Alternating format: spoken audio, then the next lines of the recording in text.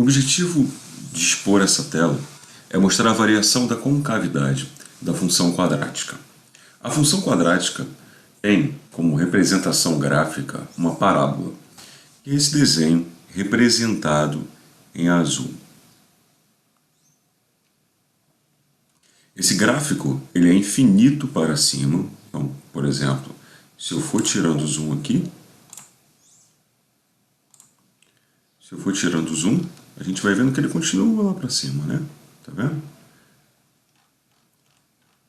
Voltando à estrutura anterior, eu tenho aqui alguns valores que vão ser alterados para que a gente possa mostrar o que acontece com alguns dos componentes desse gráfico em função do número ser positivo, negativo ou de um resultado possível em relação ao delta do discriminante, que já foi mostrado na aula de equação e também já tem material no slide que reforça o que está sendo dito aqui, ok?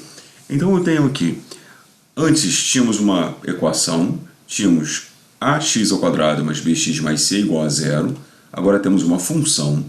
Lembrando que esse f de x aqui é o valor de y, ou seja, eu coloco um valor aqui no x, o mesmo valor aqui, faço a conta envolvendo os valores de a, b e c que são dados e obtenho um valor para y.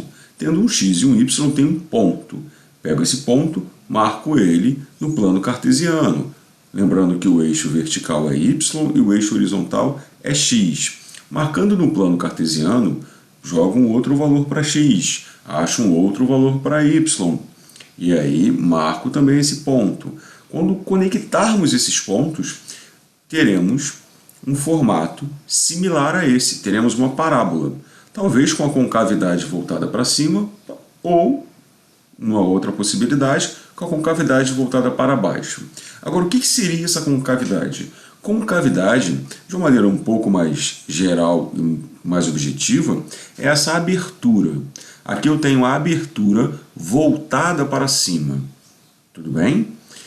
Isso porque o A é positivo. Eu estou usando um A aqui, 0,3. Quando eu for variando esse A, a parábola muda o seu desenho, mas ela continua com a concavidade voltada para cima, tá vendo? Contudo, lembrando que esse A não pode ser igual a zero, porque se ele for igual a zero, aqui vai ficar vai ficar 0 vezes x². E aí, ficando zero aqui, né? 0 vezes x² é zero. Vai acabar ficando uma função do primeiro grau, porque só vai sobrar para a gente esse grupo, beleza? Então, continuando aqui, nosso deslizamento no parâmetro. Eu vou variando o valor de A, e esse valor de A, ainda positivo, ele varia a abertura aqui, ele varia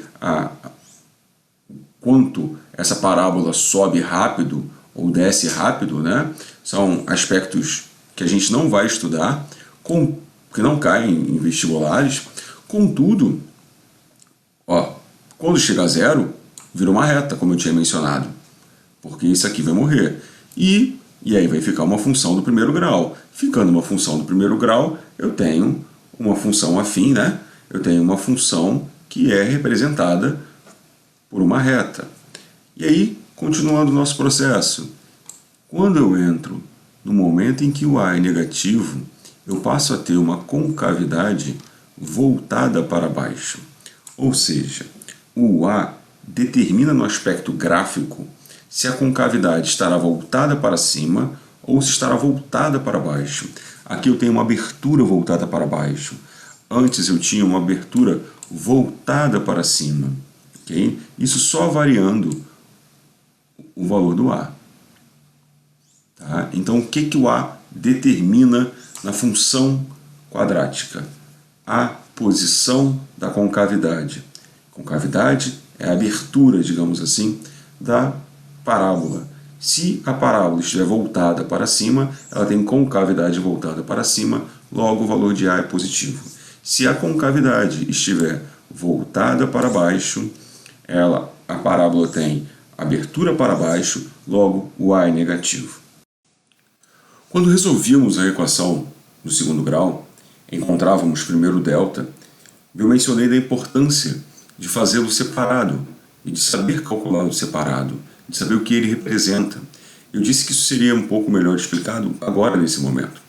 Então vamos lá. O delta, ele é um número qualquer, que pode ser tanto negativo, quanto positivo, quanto igual a zero.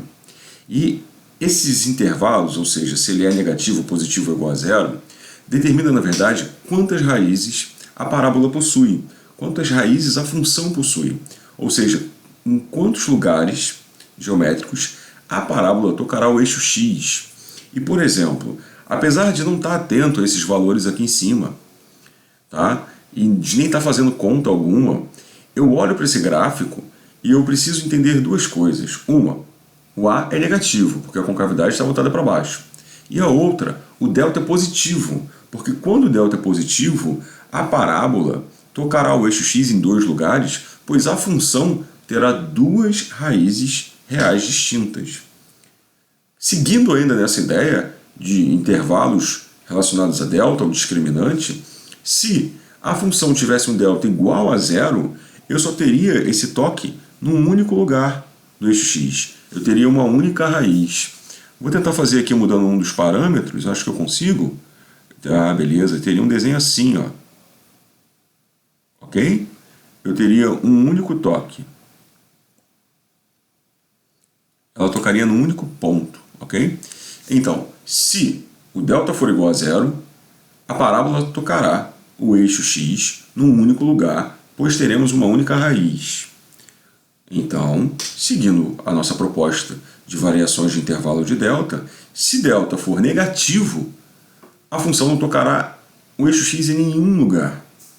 Se eu continuar aqui, a função não toca o eixo x em nenhum lugar. Perceba que eu estou mudando C e não estou falando de delta. São duas variáveis diferentes. Contudo, eu sei que delta é igual a b ao quadrado menos 4 vezes a vezes c. Conforme esse valor de c vai mudando, é possível que o valor de delta entre intervalos diferentes. Ora seja igual a zero, ora seja menor que zero e ora seja maior que zero. Por isso que eu mexo no c. Tá? Mexendo no b também acontece a mesma coisa, de um outro modo, mas a gente vai ter também uma representação de uma função que tem duas raízes, porque toca em dois lugares no eixo x, no eixo horizontal. Uma função que teria uma única raiz, porque toca em apenas um lugar no eixo x, e uma função que não toca o eixo x, logo ela não tem raízes reais. Ok?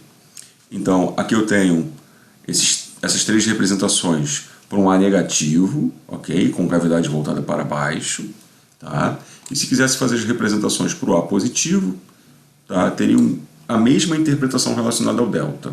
Então, vou variar o B aqui. Eu tenho aqui, deixa eu mudar um pouco mais. Variando o B, tá? Eu tenho aqui uma função que não tem raízes reais, porque ela não toca o eixo x. E aí, vou descendo um pouquinho, tá vendo? Vou mudando um pouquinho. Essa função aqui, se eu fizesse o cálculo de delta, eu teria delta igual a zero, porque ela só encosta, só toca um ponto no eixo x, só tem uma única raiz.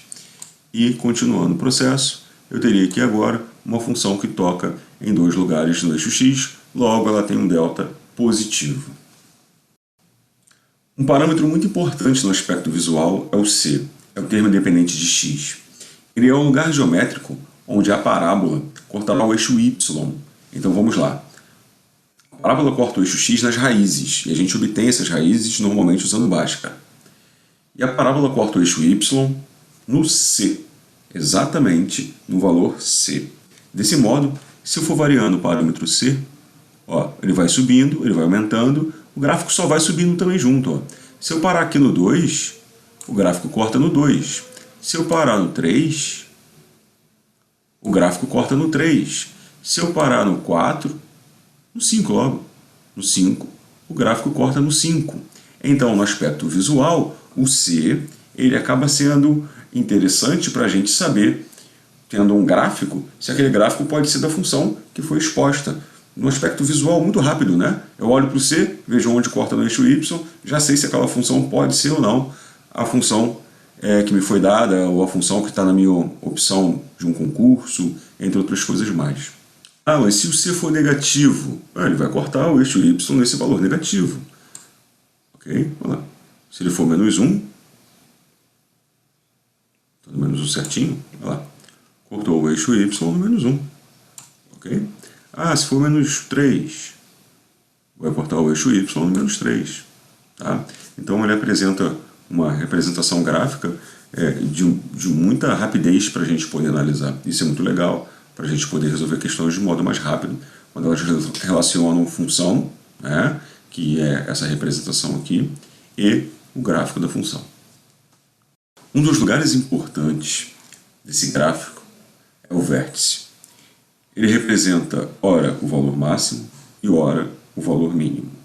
Se tratando dessa função, que tem A positivo, porque tem concavidade voltada para cima, e como eu mostrei, essa função ela é infinita para cima, não é? Ela sobe infinitamente, mas ela não desce mais do que esse ponto.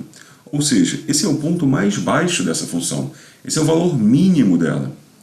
E a esse valor mínimo atribuímos o nome de vértice, esse ponto mínimo, e uma coordenada y, que vai estar aqui no eixo vertical. De modo que o x ele vai ser o valor que faz com que essa função tenha o seu menor valor possível.